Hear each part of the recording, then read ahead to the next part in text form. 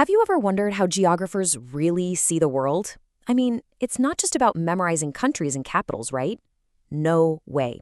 It's about using these incredible lenses to understand the patterns that secretly shape our lives. Today, we're diving into the big ideas of human geography. So think about it for a second. Why are some places wealthy while others struggle? Or even just look at your own town. Why is the rich neighborhood over there and the main highway right here? These are massive, complicated questions, and they're exactly what human geographers are trying to answer. So what is human geography? Well, at its heart, it's the study of the relationship between us, people, and the world around us. It's all about space and place. It's about where things happen, why they happen there, and how that specific location ends up to finding, well, pretty much everything. All right, so here's our game plan. We're going to trace the story of how geographers have thought about this stuff over time. We'll start with a classic split in the field, then jump into a huge revolution that was all about numbers. After that, we'll see the pushback that put people back in the spotlight, take a look at the hidden power structures that shape our world, and finally, check out the amazing toolkit geographers have at their disposal today. Okay, so way back, geography basically had this big split right down the middle. There were two main ways of looking at the world. You can think of it as the difference between looking through a giant telescope versus a super powerful microscope. So the systematic approach, that's our telescope. It picks one single thing, like, say, coffee, and it tracks it all across the globe to find these huge universal patterns. Then you've got the regional approach. That's our microscope. It zooms way in on one particular place, let's say Vietnam, and it studies everything about it to understand what makes its coffee industry totally unique. You need both, but man, they give you two very different pictures. But then, around the middle of the 20th century, some geographers started getting restless. They felt the field was, a little too soft, too descriptive. They wanted to make it more scientific. And that feeling sparked a massive shakeup, a whole new way of thinking called the quantitative revolution. And this shift, it was huge. I mean, before the 1950s, geography was mostly about beautifully describing what makes a place unique. But with the quantitative revolution, the goal completely changed. Now, it was all about building mathematical models that could actually predict patterns anywhere in the world. They were searching for universal laws of human behavior, kind of like in physics. This new spatial science was all about crunching numbers to find the most efficient solution. Geographers started using hard data and models to answer really practical questions, like, if I'm going to open a new coffee shop, where is the absolute perfect spot to put it to make the most money? Everything was meant to be objective, logical, and totally data-driven. But there was a pretty big problem with this new scientific approach, and this quote just nails it.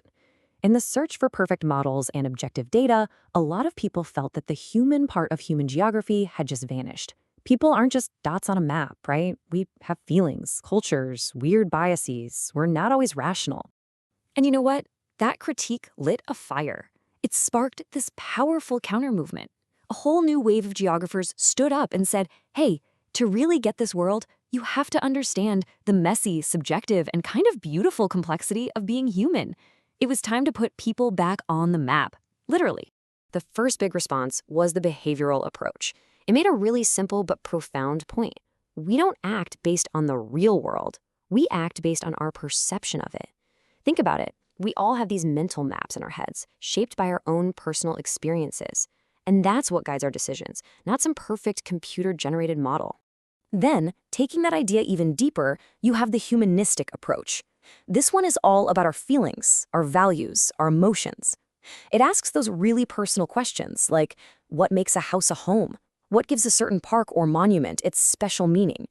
It argues that geography is really about understanding the Earth as our home, a place filled with memories and deep personal significance.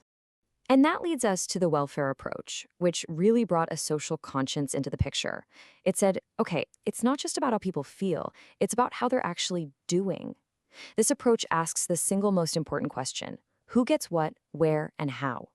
It's the reason we have debates about where to build new schools or hospitals or subway lines. It's about using geography to fight for a fairer world. This focus on fairness and justice led straight to the next big leap: critical geography. Geographers started saying, you know what? We can't truly understand a place unless we look at the invisible systems of power that built it. The economics, the gender dynamics, the history. It's time to examine the hidden structures. And these critical lenses, they show us the stuff we don't normally see. For instance, the radical approach looks at how capitalism creates wealth in one place by taking it from another. The feminist approach shows us how spaces are gendered, affecting everything from safety on public transit to who gets access to certain jobs. And the post-colonial approach helps us understand the deep, lasting scars that empires left on the world map. So, wow, after all those debates, all those different schools of thought, where are we now? Well, the cool thing is, today's geographers don't just pick one side. Instead, they have this amazing, fully stocked toolkit of ideas, and they know how to use the right tool for the right job. So let's just pull it all together. We've got the huge global view of the systematic approach and the deep dive of the regional. We saw the scientific revolution of quantitative data, and then the human-centered reactions that reminded us about perception, feelings, and fairness. And finally, the critical lenses that expose power. Each one of these is a unique and totally essential way of seeing the world. But here's the real key. None of them tell the whole story alone. The real magic happens when a geographer can use all of them together. So, I'll just leave you with this to chew on.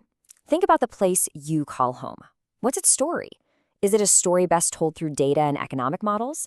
Is it captured in the personal memories and feelings of everyone who lives there? Or is it really a story about power and inequality?